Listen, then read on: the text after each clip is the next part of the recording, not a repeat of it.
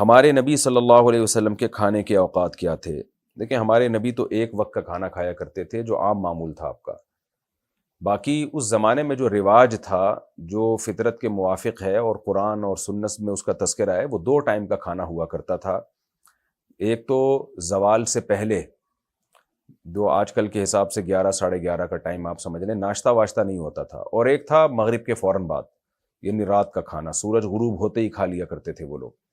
یہ 2 کھانے تھے جو صدیوں سے اسلامی دنیا میں یہی 2 چلے آئے ہیں. اور آج بھی جو پسماندہ علاقے ہیں، گاؤں دیہات ہیں، جو جدید تہذیب سے انگریزوں سے متاثر نہیں ہے، نہ انگریزوں نے وہاں قدم رکھے، آج بھی وہاں 2 ہی کھانے ہیں. میرے شیخ حضرت مفتی رشید احمد صاحب رحمہ اللہ تعالیٰ فرمایا کرتے تھے، ہم نے ہندوستان میں 3 کھانے سنے بھی نہیں تھے انگریز کے. ہمارے باپ دادا بتاتے ہیں کہ انگریز کے آنے سے پہلے کوئی جانتا بھی نہیں تھا کہ 3 کھانے ہوتے ہیں. حتیٰ کہ قدیم عربی میں ناشتے کا لفظ بھی نہیں ہے. بعض لوگوں نے میرے اس بیان پہ بڑا اعتراض کیا کہ مفتی صاحب کو تو عربی کا ہی نہیں پتا، عربی میں تو ناشتے کو فطور کہتے ہیں. بھائی وہ جدید عربی ہے، میں قدیم عربی کی بات کر رہا ہوں. تو قدیم عربی میں ناشتے کا لفظ ہی نہیں ہے.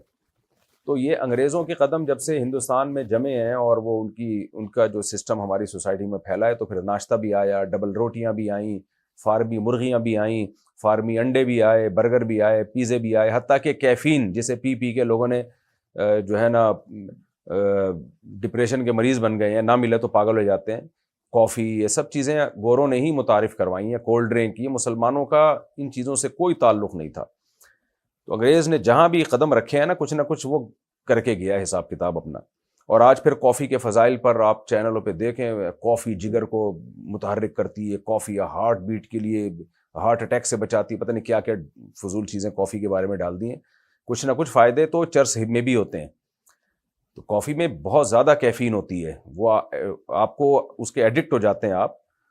اس سے جو بدن میں چستی آتی ہے یا بلڈ کا سرکولیشن بڑھتا ہے، وہ وقتی ہے، وہ نیچرل نہیں ہے. وہ ایسے ہے جیسے ہمارے حضرت مثال دیا کرتے تھے، جب گدھا جو ہے چلتے چلتے تھک جائے تو ایک چابک لگاتے ہیں نا اس کے، یا گھوڑے کو ایک چابک لگاتے ہیں، کیسا اچھلتا ہے وہ.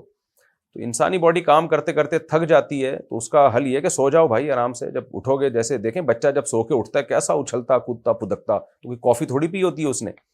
ایکٹیو ہوتا ہے کیونکہ آرام بہت اچھے طریقے سے، گہری نیند لی ہوتی ہے. تو اب نیچر سے ہم ہٹ گئے ہیں، بغاوت کر لی ہم نے، گہری نیند لیتے نہیں ہیں، موبائل پہ لگے رہتے ہیں. تو پھر یہی چیزوں سے دھکے دے دے کے اپنے آپ کو چلا رہے ہوتے ہیں، کافی سے اور سگریٹ سے اور چرس سے.